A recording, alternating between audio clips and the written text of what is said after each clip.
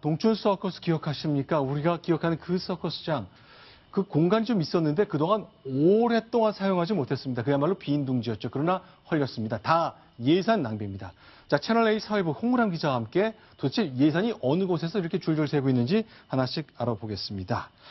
자, 홍 기자. 일단 동춘 서커스가 있던 곳 저희가 영상 좀 소개할 텐데 경기도 부천에 지어진 거잖아요. 네. 이게 도대체 어떻게 된 겁니까? 네, 영상에서 보시는 게 바로 문제가 된 경기도 부천의 동춘 서커스장인데요. 네. 2006년 말 이 부천 상동 영상문화단지에 92억 원을 들여 지은 곳입니다. 저 건물 짓는데 92억 원 썼다는 얘기네요. 네, 부천시 예산이 82억 원, 그리고 경기도 예산이 10억 원 이렇게 투입이 됐는데요. 네. 결국 이 동춘 서커스장 철거하기로 결정이 됐습니다. 자, 이렇게 보면 경기도 부천시의 상동에 어떤 공원이 있는데 여기 보니까 뭐 많이 한옥마을도 만들고 뭐 이렇게 많이 만들어 놓은 사람들 많이 찾아서 보라 그곳이군요. 그러나 이걸 허물어 버려요. 네, 뭐 멀쩡하게 있을 텐데 왜 그래야 되는 거죠? 이 문제가 된 게요. 이게 실제로 공연장을 지은 지 9년이 넘도록 네. 한 번도 서커스 공연에는 사용된 적이 없습니다. 원래 서커스 공사에 이 책정된 돈이요. 네. 109억 원입니다. 네. 원래 이 동춘 서커스단에서 79억 원을 대기로 했는데 경영상의 이유로, 그러니까 경영이 어렵다 이런 이유로 발을 뺐고요. 네. 이 예산을 모두 시가 부담하게 됐습니다. 자, 지금 보시는 장면 저 동춘 서커스단의 모습입니다. 원래는 저 서커스단이 이 공간에서 공연을 벌여야 되는데 아니 이렇게 짓놓고 왜 한 번도 못 썼는지 한번 쓸 법도 하지 않았습니까? 네, 일단은 그 동춘 서커스단의 이 경영상의 문제가 네. 결국에는 문제가 됐고요. 네. 결국 이 완공이 된 뒤에도 서커스 공연을 하지 못하고 시에서도 다른 활용 방안을 찾지 못하면서 계속 무용지물로 남아있던 상태였습니다. 자, 그러면요. 실제로 이 지역에서 이제 부천 사시는 분들은 아실 거 아니에요.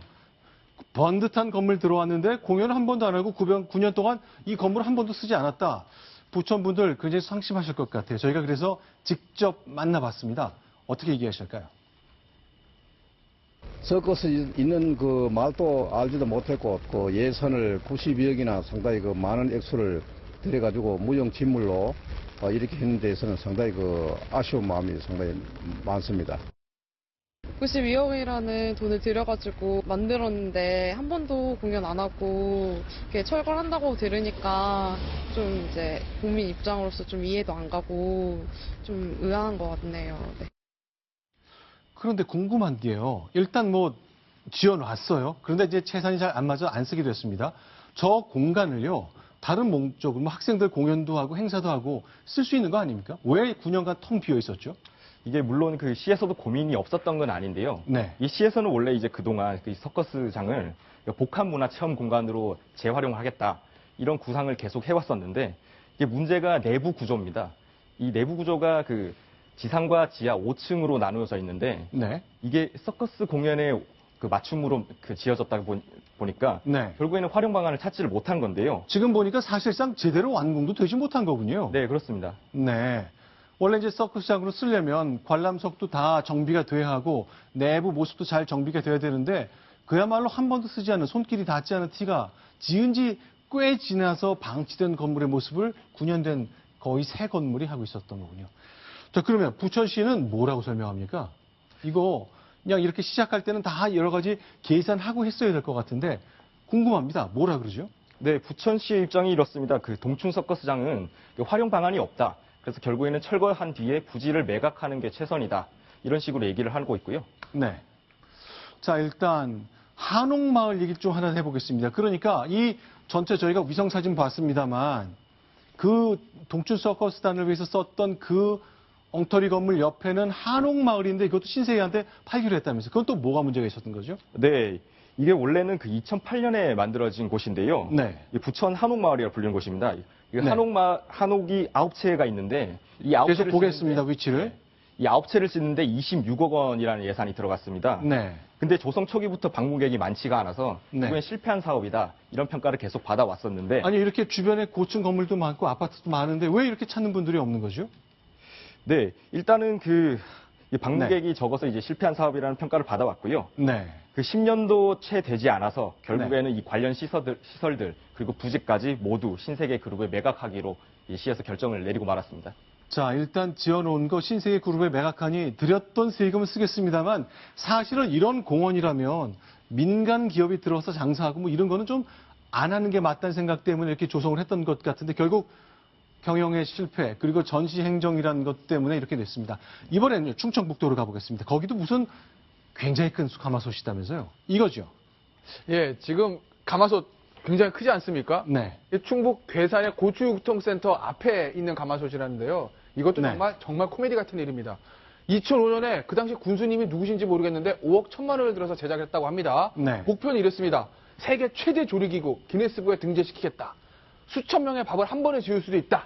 그러면서 당시 뭐 성금도 모으고요. 네. 그다음에 고철 모으기께서 졌습니다. 만들었어요. 근데 제가 네. 왜 코미디라고 말씀드렸냐면요. 네. 밥을 못 짓는답니다. 자, 지금 보세요. 네.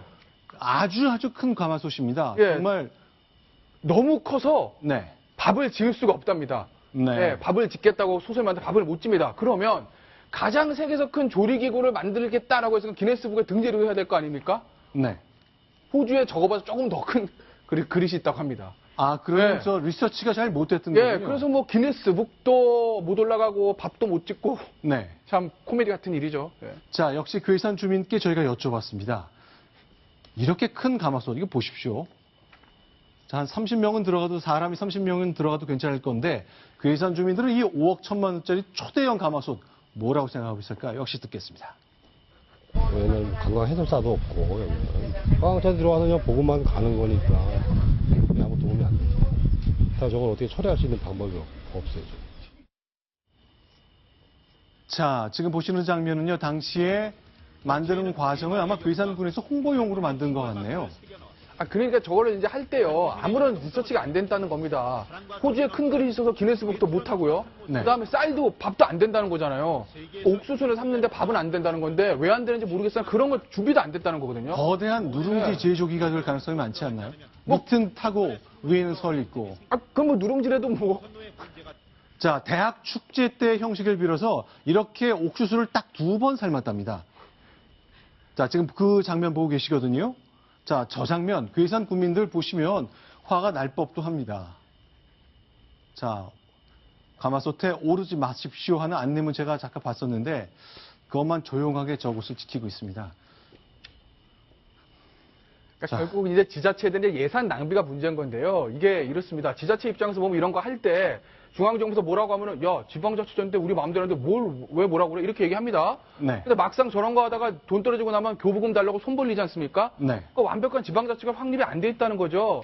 그러니까 최소한 뭐 미국처럼 우리가 지자체가 예산이 그 부도가 났을 때 지자체 파산 여기까지는 안 하더라도 네. 만약에 지자체가 예산을 낭비해서 저런 어떤 선심성 사업에 예산을 낭비하는 사례가 발생이 되면 네. 그 다음에 교부금이라도 삭감을 해서 지자체로 하여금 허리띠를 졸라맬 수 있는 뭐 이런 제도 장치가 있어야 되는데 교부금 준대로 주고 연말에 돈 남으면 길 닦고 손 만들고 한옥마을 만들고 이 국민의 세금 이렇게 낭비되는 걸 언제까지 저희가 지켜만 봐야 됩니까?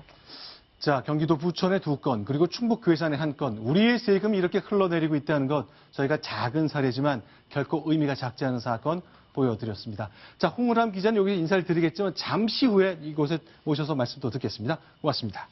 자, 이번엔 7번째 소식입니다. 국내 정치 가보겠습니다. 순위 확인합니다.